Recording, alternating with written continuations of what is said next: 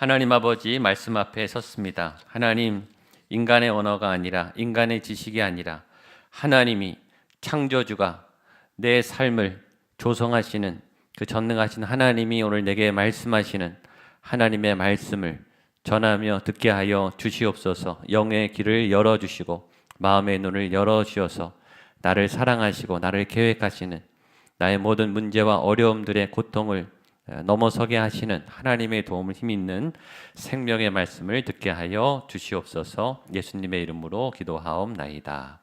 아멘. 지난 한 주간 삶의 현장에 열심히 살아오시는 모든 성도님들을 축복합니다. 어떤 분에게는 한 시간이 1년만큼, 또 하루가 정말 몇십 년만큼 고통스러운 기간을 보내신 분도 아마 계실지 모르겠습니다. 그러나 잘 이겨내시고 이 자리에 오시고 또 말씀 안에 회복하기 원하시는 분들에게 하나님이 주시는 세임과 은혜와 능력이 나타나게 되기를 축복합니다. 지난주까지 저희가 2018년 주제 말씀 예배에 대한 말씀을 들었고, 전에 크리스마스 송구영신 한 달 동안 우리 여호수아 말씀을 보다가 쉬었습니다. 오늘 다시 여호수아 말씀을 계속 보려고 합니다. 여호수아 말씀의 주제가 뭐라 그랬죠? 여호수아 말씀의 전체 주제는 승리와 정복입니다. 한번 따라하시죠. 승리, 정복. 승리와 정복의 말씀. 여호수아가 승리한 게 나와 무슨 상관이 있는가? 그게 아니라 여호수아가 승리한 게 중요한 게 아니라 여호수아에게 승리를 주신 그 하나님이 여러분에게도 승리를 주신다. 여호수아에게 땅을 정복하신 하나님이 여호수아가 중요한 게 아니고 하나님이 중요해. 그 하나님이 오늘 살아계셔서 여러분들의 삶의 자리를 정복하게 하신다. 그것이 이 말씀의 핵심이에요. 2018년 이 한 해가 여러분들에게 승리와 정복이 넘쳐나게 되기를 축복합니다. 삶에서 승리하려면 믿음에서 승리하셔야 돼요. 세상은 믿을 수 없는 세상이, 믿고 싶지만 믿을 게 없는, 믿어지지 않는, 누구도 믿을 수 없는, 상황도 믿을 수 없고 사람도 믿을 수 없고 어떤 조직도 믿을 수 없어요. 그러나 믿어야 하죠. 누구를 믿는가? 하나님을 믿는 믿음, 하나님이 함께 하시는 놀라운 믿음, 그 믿음으로 가야 승리가 있을 수 있어요. 그럼 믿음은 어떻게 생기는가? 믿음은 예배에서 승리해야 돼요. 하나님을 경험하고 하나님의 살아계심을 체험해야 믿음이 확증이 생겨요. 믿음은 가만히 있으면 점점 약해져요. 신뢰는 계속 관리를 해야 돼요. 믿음이 생겨야 되고 믿음을 유지해야 되고 믿음을 키워야 되죠. 그것이 예배입니다. 예배에 승리해야 믿음에 승리하고 믿음이 승리해야 여러분들의 삶이 승리하세요. 이 승리의 열매와 결과가 오늘 오신 모든 분들의 삶에 나타나기를 축복합니다. 전에도 한번 요약했지만 한번 요약을 하겠습니다. 지금 하나님의 땅, 가나안 땅을 정복하는 전쟁의 역사를 보고 있습니다. 그 가나안 땅을 정복하기 전에 이스라엘에게 먼저 해야 할 일은 애굽을 탈출하는 거예요. 이집트를 탈출하는 거예요.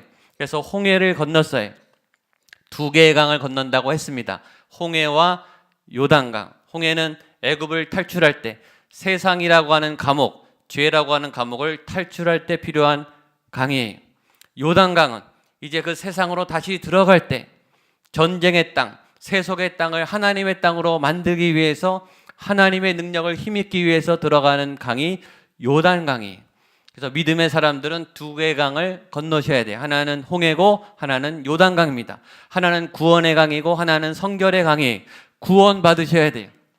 세상으로부터, 죄로부터, 묶임으로부터, 여러분들의 고통으로부터 벗어나갈 수 있게 되기를 주님의 이름으로 축복합니다. 지난주 수요일날 요한계시록 강해 때 무저갱이 나왔어요. 사단이 무저갱의 열쇠를 받았습니다. 무저갱이란 깊이가 없는, 깊이가 끝없이 있는 그런 함정을 무저갱이라고 그래요. 구멍인데 밑이 없어요. 밑이 계속 빠져드는 늪 같은 함정이 무저갱입니다. 그걸 사단이 쥐고 있어요. 늪에 빠져 보셨습니까? 늪이란 그런 거예요. 움직일수록 들어가는 거예요. 자력으로 절대 빠져나올 수 없어요. 뭘 붙잡고 나오든지 누가 꺼내줘야 빠져나올 수 있습니다. 죄가 그렇다는 거예요. 욕망이 그렇다는 거예요. 욕심이 들어가면 뭘 해도 만족스럽지 않아요. 다 가졌는데 잃었는데 또 뭔가를 채워야 돼요. 계속 목마릅니다. 누구도 빠져나올 수 없는데 홍해를 건너면 예수 그리스도의 피의 강으로 세례를 받으면 우리가 구원을 받죠. 거기서 벗어나게 돼요.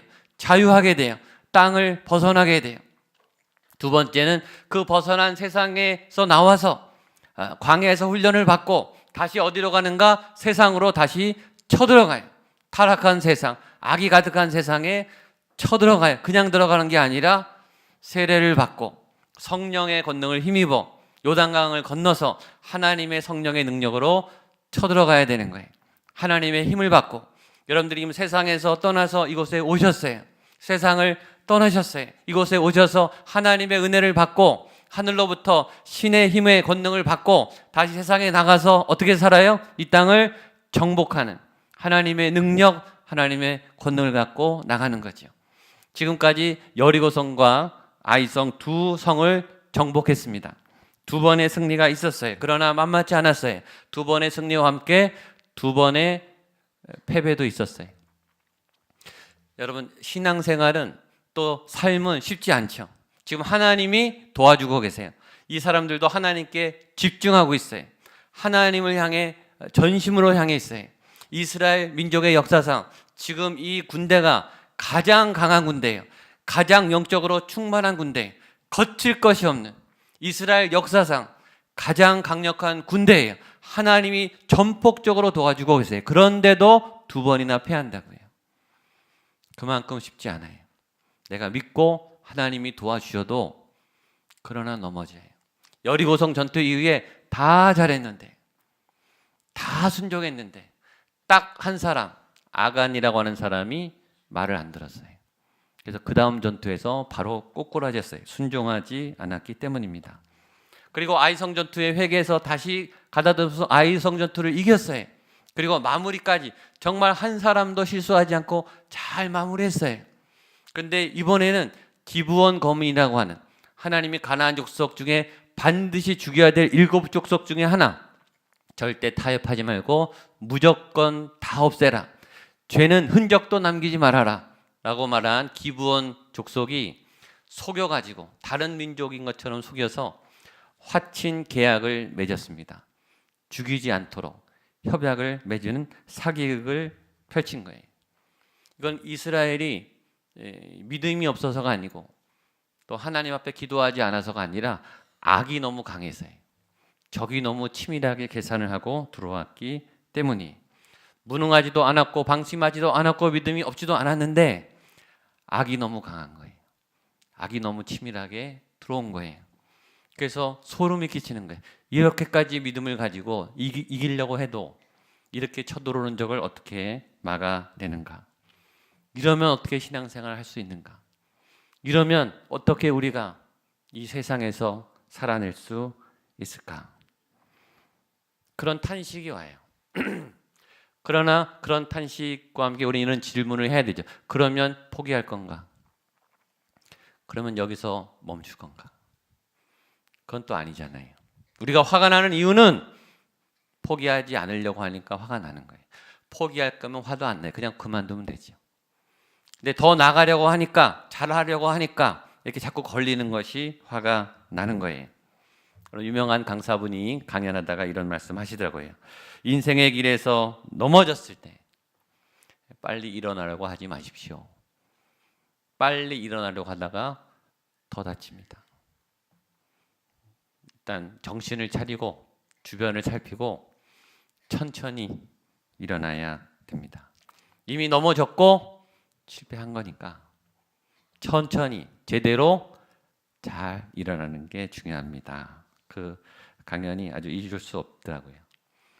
어려울수록 자꾸 땅을 보게 돼요. 저절로 땅을 봐줘요. 그러나 하늘을 봐야 되죠. 힘들수록 우리는 위축되고 자꾸 부정적인 데이터에 우리는 포위와 공격을 당합니다. 그러나 하나님의 꿈을 꾸고 소망을 담아내야 돼요. 몸이 그러할지라도 마음이 그러할지라도, 그래서 우리는 기도가 필요하고 위로부터 주시는 힘이 필요하죠. 우리는 그래도 또 넘어질 거예요. 알아요. 우리는 또 실수할 거예요. 그럼 물어보세요. 그러면 포기할 것인가? 끝낼 것인가? 절망할 것인가? 그럴 수는 없죠. 그래서 오늘 말씀이 우리에게 유익한 거예요. 오늘 말씀의 제목이 이겁니다. 우리가 할 수 있는 것. 한번 따라하시죠. 우리가 할 수 있는 것. 내가 할 수 있는 것. 그 자리에서 할 수 있는 걸 하는 거예요. 그러면 되는 거예요. 이미 넘어졌고 이미 실수했고 실패 안 하면 제일 좋죠. 실수 안 하면 제일 좋죠. 그러나 부득이하게 넘어졌을 때 우리는 뭘 해야 되는가? 우리가 할 수 있는 것을 하면 된다. 그것이 오늘 메시지의 핵심이에요. 그래서 중요해요. 왜냐하면 우리는 다 넘어지니까, 우리는 다 실수하니까, 그럴 때 어떻게 다시 일어나는가? 하나님의 기대에 져버리고 하나님이 화내시고 하나님 앞에 부끄럽고 내 삶 앞에 나 스스로 부끄럽고 나 스스로 싫어질 때 어떻게 해야 되는가에 대한 중요한 교훈을 담고 있습니다. 이것이 오늘 온 분들에게도 소망의 메시지가 되기를 바랍니다. 먼저 기브온 족속의 거짓말이 바로 들통났다고 성경은 말하고 있습니다. 16절 17절 시작. 그들과 조약을 맺은 후 사흘이 지나서야 그들이 이웃에서 자기들 중에 거주하는 자들이라 함을 들으니라. 이스라엘 자손이 행군하여 셋째 날에 그들이 여러 성읍들에 이르렀으니 그들의 성읍들은 기브온과 브에롯과 기란 여아림이라. 먼저 받는 메시지는 거짓말은 들통난다. 거짓말은 금방 드러나요. 이 기브온 거민이 거짓말한 것이 들통난 데는 3일이 안 갔어요. 3일 후에 드러날 거짓말을 한 거예요. 우리는 알지만 속고 속이고 또 들통나서 부끄럽고 그런 삶을 계속 살아요. 사단이 잘하는 게 거짓말이죠. 3일도 안 걸려요. 우리는 3일도 안 갈 거짓말을 자꾸 하죠. 이스라엘 사람들이 얼마나 충격을 받았겠어요. 계약까지 다 했는데 알고 나니까 사기극이었어요. 잘못된 계약이었어요. 실수로 계약했는데 지금 바꿀 수가 없어요. 거짓말로 계약을 당한 거죠. 사단이 잘하는 게 거짓말이에요. 거짓 생각, 거짓 마음, 여러분들에게 사실이 아닌데 그렇지 않은데 있다고 말하거나 그렇게 하라고 말해요. 사단이 하와에게 말했어요. 선악과를 따먹어라. 하나님은 말했어요. 너희가 따먹지 말아라. 정령 죽을 것이다. 사단이 말했어요. 따먹어라. 안 죽는다. 거짓말이죠. 그리고 사단은 한술 더 떠요. 안 죽을 뿐만 아니라 그를 따먹으면 너가 하나님같이 되는 거야. 그래서 못 따먹게 하는 거예요. 그러니까 따먹어 라고 말해요. 따먹었어요? 안 죽었나요? 인간에게 죽음이 왔어요. 정령 죽으리라 말씀은 반드시 지켜졌어요. 거짓말이었어요. 속았어요. 사람만 저주를 받았어요. 거짓말은 들통납니다. 거짓말을 안 하고 거짓에 속지 않고 진리로 살아가는 저와 여러분 되시기를 바랍니다. 근데 이 거짓말로 생긴 이 잘못된 계약, 그래서 기브온 거민을 죽일 수 없고 이들과 함께 살아야 하는 화친의 계약보다 더 심각한, 그 잘못한 사실보다 더 큰 후폭풍과 후유증이 이스라엘 공동체에 휘몰아치기 시작했습니다. 18절입니다. 시작. 그러나 회중 족장들이 이스라엘의 하나님 여호와로 그들에게 맹세했기 때문에 이스라엘 자손들이 그들을 치지 못한지라. 그러므로 회중이 다 족장들을 원망하니. 이게 더 커졌어요. 그 잘못된 리더들의 결정, 잘못된 리더들의 실수. 리더들이 실수할 수 있죠. 잘못하게 정책을 만들어낼 수 있죠. 일부러 그런 건 아니에요. 열심히 했었는데 속은 거예요. 그랬더니 무슨 일이 일어났는가? 모든 회중이 리더들을 불신했어요. 그리고 리더들을 원망했어요. 공동체 분열이 시작된 거예요. 이러면 공동체 전체가 붕괴되죠.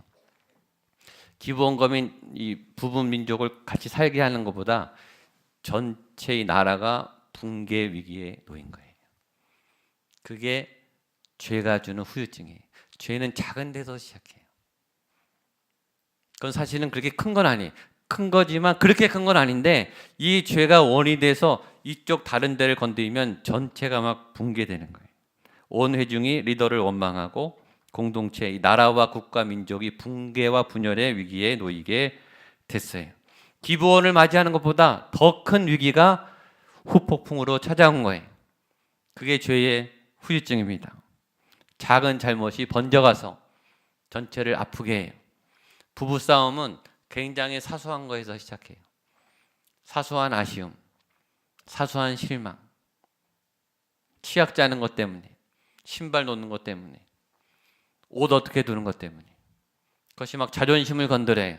그 작은 사건 하나가 부부를 갈라지게 하죠. 우리가 아이들에게 실망하고 화가 나는 것은 사실은 그렇게 큰 건 아니.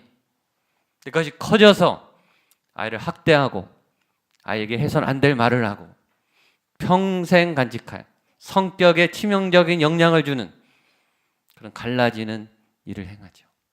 작은 사건 때문에 큰 일들이 벌어지기 시작하는 거예요. 여호수아를 보면 여호수아의 하나님의 큰 역사가 일어난 다음에 어김없이 죄의 사건이 달라붙어요. 그리고 이스라엘 공동체를 분열시키려고 합니다. 모세 때도 그랬어요.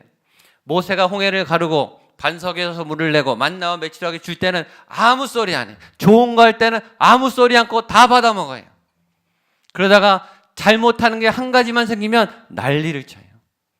모세를 막 잡아먹으려고 그래요. 쿠데타를 해서 끌어내리려고 그래요. 대책도 없이. 나 힘들게 했다 이거예요. 나 아프게 했다 이거예요. 작은 죄악이 전체 분열로 이어집니다. 그런데 굉장히 중요해요. 이스라엘 리더들이 어떻게 했는가? 꿈쩍도 하지 않았어요. 그래서 리더들이 중요해요. 자신들이 실수했죠. 잘못했어요. 그러나 흔들리지 않았어요. 그리고 대책을 수습하기 시작합니다. 여기에 지혜가 있는 겁니다. 19절로 21절까지 말씀 보겠습니다. 시작. 모든 족장이 온 회중에게 이르되 우리가 이스라엘의 하나님 여호와로 그들에게 맹세하였은즉 이제 그들을 건드리지 못하리라. 우리가 그들에게 맹세한 맹약으로 말미암아 진노가 우리에게 임할까 하노니 이렇게 행하여 그들을 살리리라 하고 우리에게 이르되 그들을 살리라 하니 족장들이 그들에게 이른 대로 그들이 온 회중을 위하여 나무를 패며 물 깃는 자가 되었더라. 아멘. 놀라운 것은 죄가 쳐들어와서 흔들렸는데 무너지지 않고 대책을 잘 세워서 잘 지켜냈어요. 위기가 왔는데 위기에 대한 대처를 잘 했죠. 죄가 왔어요. 실패했어요. 당하라는 법이 있어요. 죄를 이길 수도 있죠. 위기를 극복할 수도 있죠. 왜 다른 사람만 해요? 여러분은 하면 안 됩니까? 죄를 이기면 어때요? 위험을 잘 건널 수 있으면 어때요? 할 수 있는 거죠. 당하지 않을 수 없었어요. 이길 방법이 없었어요. 그냥 꼼짝없이 당했지만 그러나 당하고 끝나는가? 그렇지 않아요. 하나님의 지혜가 있습니다. 건강한 공동체의 리더들이 하나 돼서 처음에 인정을 했어요. 우리가 잘못했다. 잘못된 계약을 했다. 그래서 이 사람들을 죽일 수 없다. 이것은 지금 벌어진 상황이다. 그러면 어떻게 하는가? 이 사람들을 노예로 쓰자. 이 사람들을 자원으로 활용하자. 회의를 소집하고 대책을 마련하고 대안을 발표했습니다. 어차피 계약으로 못 죽이게 된다면 우리 민족에게 유용한 자원으로 인력으로 삼자라는 새로운 결정을 내렸습니다. 그러니까 그 실패 늪에서 빨리 벗어난 거예요. 우리가 매이는 것은 그 실패, 그 사건, 그 억울함, 그 망신, 그게 계속 잔상이 돼서요. 그 다음을 못 가게 해요. 거기에 머물러요. 지금도 이곳에 10년 전, 5년 전, 1년 전 그 사건에 매여서 한 발자국도 못 나오는 사람이 있을 수 있어요. 거기 갇혀 있는 거예요. 근데 이스라엘 사람들은 거기서 바로 빠져나왔어요. 빨리 빠져나오게 되시기를 축복합니다. 이미 최선은 안 돼요. 하나님이 원하시는 그림은 지금 안 됐어요. 기부원금인가 살게 생겼어요. 하나님의 원래 계획에 어긋났어요. 최선은 안 돼요. 그러면 끝인가? 차선이 있잖아요. 그 다음이 있잖아요. 그 다음 방법을 찾아낼 수는 있는 거예요. 최선이 안 되면 끝인가? 아니에요. 1등이 아니면 끝인가? 아니에요. 성공 아니면 아닌가? 아니에요. 다른 길도 많고 다른 차선도 분명히 있는 거예요. 때로는 차선이 더 좋을 때도 있어요. 차선이 원래 계획했던 것보다 나을 때도 있다고요. 제일 안 좋은 게 포기하는 거예요. 제일 안 좋은 게 절망하는 거예요. 절망하는 건요, 제일 쉬워요. 그걸 누가 못해요? 다 하죠. 회사 안 다니면 돼요. 오늘도 할 수 있어요. 안 나가면 돼요. 공부 안 하면 돼요. 그렇게 쉬운 게 있어요. 사역 안 하면 돼요. 절망은 제일 쉬워요. 근데 후폭풍이 가장 고통스러워요. 누구나 할 수 있고 언제든지 할 수 있는 게 절망하는 거예요. 차선을 찾는 것, 그 다음에 대안을 마련하는 것. 전 다윗 왕이 제일 잘한 게 그거라고 생각해요. 다윗 왕이 자신의 인생의 절정기에, 통치의 최절정에, 나라가 가장 부강하고 가장 땅이 넓을 때 밧세바를 간음하는 죄를 범했어요. 우리아를, 충신을 죽이는 살인죄를 범했어요. 1년 동안 은폐했는데 1년 후에 나단한테 들켰어요. 그리고 회개했어요. 온 국민이 다 알게 됐어요. 개망신이죠. 사퇴해야 되죠. 무슨 자격으로 통치하겠어요? 근데 사퇴하면 이스라엘 바로 붕괴됩니다. 사울왕 이후에 두 번째, 나라의 기초도 아직 세우지 않았을 때예요. 다윗 없어지면 바로 흔들립니다. 솔로몬 때 무너지잖아요. 다윗이 정권에 복귀했을 때 얼마나 수군거렸겠어요. 저게 무슨 왕이야. 저 사람이 무슨 예배를 해. 얼마나 많은 소문과 비난이 있었겠어요. 다윗이 그걸 다 감당한 거예요.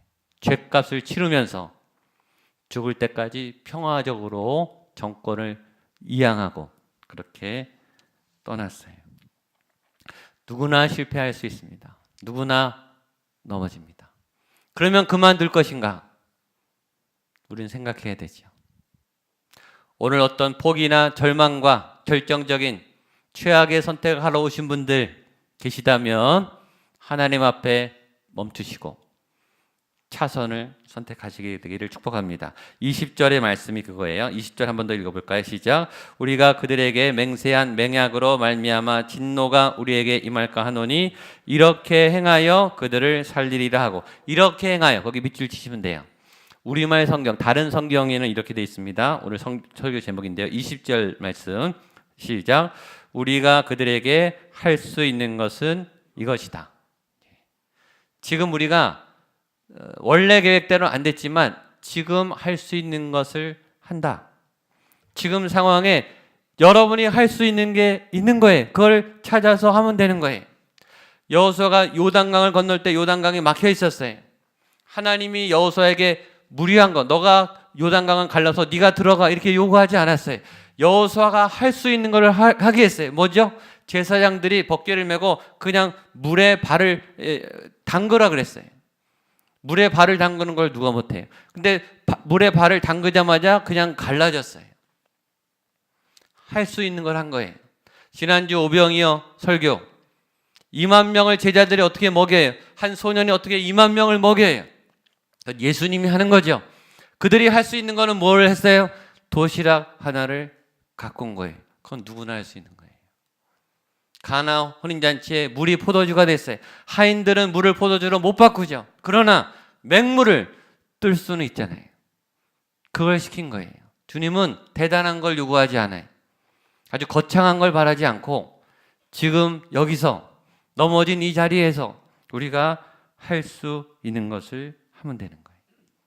예레미야 7장 7절 보겠습니다. 같이 한번 읽어볼까요? 시작. 그러나 무릇 여호와를 의지하며 여호와를 의뢰하는 자 그 사람은 복을 받을 것이라. 아멘. 뒤에 건 잘 알아요. 여호와를 의뢰하면, 여호와를 경외하면 복을 받는다. 그걸 누가 몰라요. 근데 앞에 그러나가 있죠. 그러나 그 앞에 무슨 상황이겠어요?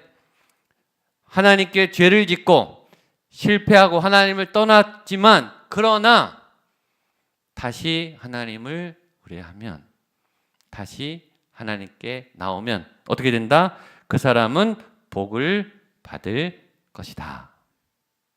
오늘 주시는 하나님의 기회, 넘어진 거 하나님이 더 잘 알아요. 힘들어하는 걸 더 잘 아신다고요. 그러면 지금 붙잡고 일어날 저와 여러분이 할 수 있는 그것을 오늘 주실 줄로 믿습니다. 그래서 이제 조치를 합니다. 여호수아가 22절 23절 시작. 여호수아가 그들을 불러다가 말하여 이르되 너희가 우리 가운데서 거주하면서 왔다고 하여 우리를 속였느냐? 그러므로 너희가 대를 이어 종이 되어 다 내 하나님의 집을 위하여 나무를 패며 물을 깃는 자가 되리라 하니. 속임에는, 죄에는 대가가 있어요. 너희가 거짓말을 했으니 대가를 받아라. 너희는 저주를 받아라. 죄를 지면 저주받아야 해요. 성경의 얘기예요. 제 얘기가 아니라. 죄를 지면 벌을 받고 죄를 지면 저주를 받는데 어떤 저주인가? 대대로 저주를 받아요. 죄가요 흘러가요. 여러분의 죄 때문에 자녀들이 벌을 받아요. 이게 흘러가요. 그러나 이 흐름을 끊을 수 있는 게 예수님의 은혜예요. 십자가의 능력이에요. 그래서 세례를 받으셔야 돼요. 죄에 대한 대가, 죄를 지면은 그래서 그 죄에 대한 대가로 너희가 대를 이어 종이 되어야 된다. 노예가 되어야 된다. 죄의 대가는 뭐냐면 노예가 되는 거예요. 죄를 지면 세상의 노예가 돼요. 어떤 분은요 돈이 많은 집안인데 대대로 돈의 노예가 돼요. 돈에 꼼짝을 못해요. 잘 사는 것 같은데 노예처럼 살아요. 저는 그런 가정을 여러 번 봤어요. 다 명문대 출신이에요. 부모님들 세대부터 유학파이면 서울대 출신인데 자녀들이 유학 못 가거나 서울대 못 가면 아주 끔찍하게 살아야 돼요. 이 명예의 노예가 됐죠. 학력의 노예가 돼서 사는 거예요. 잘 사는 것 같은데 노예처럼 사는. 그럴싸한 것 같은데 사실 자기는 노예처럼 사는. 죄는 우리를 노예를 만들어요. 그런 노예됨과 가문의 가계의 죄로 인한 이 저주의 권세가 오늘 예수님의 이름으로 끊어질지어다. 끊어낼 수 있습니다. 그러나 이렇게 끊는 거예요. 그러나 하나님을 의뢰하면 그 저주가 다 풀어집니다. 자, 마지막 여호수아의 마지막 이 역전의 지혜를 보겠습니다. 26절 27절 시작. 여호수아가 곧 그대로 그들에게 행하여 그들을 이스라엘 자손의 손에서 건져서 죽이지 못하게 하니라. 그날에 여호수아가 그들을 여호와께서 택하신 곳에서 회중을 위하여 여호와의 제단을 위하여 나무를 패며 물을 깃는 자들로 삼았더니 오늘까지 이르니라. 아멘. 사람과의 약속도 중요하고 하나님과의 약속도 중요해. 그래서 이 사람들과의 계약을 소중히 여겨요. 여호수아가 어떻게 하냐면 이 사람들을 살려주되 여기 물 깃는 자와 나무 패는 자로 삼는데 그냥 나무 패고 물 깃는 자가 아니라 어떤 나무 패는 자, 물 깃는 자? 여호와의 제단을 위하여, 예배를 위하여, 제사를 위하여 예배자로 사용해요. 영적으로 복된 자리에 갖다 집어넣은 거예요. 예배를 드리는 현장에 집어넣은 거예요. 그러니까 이 사람들을 구원시킨 거예요. 하나님의 거룩한 도구로 세운 거예요. 이게 더 복이 된 거예요. 민족의 자원이 늘어나고 하나님이 구원받는 백성이 늘어나고 민족적으로 더 부강하게 된 거예요. 그리고 하나님이 볼 때는 하나님 앞에 구원받는 영혼이 많아진 거예요.